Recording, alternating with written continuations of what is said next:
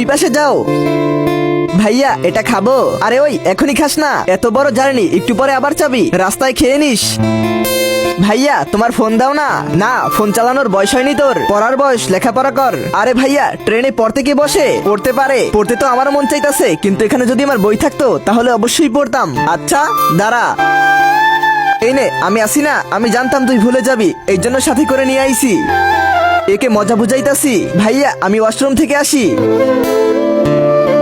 আরে ইয়ার এত দেরি হয়ে গেছে, এখনো আসতেছে না, দেখে আসি তো। আরে ইয়ার এ কোথায় গেল?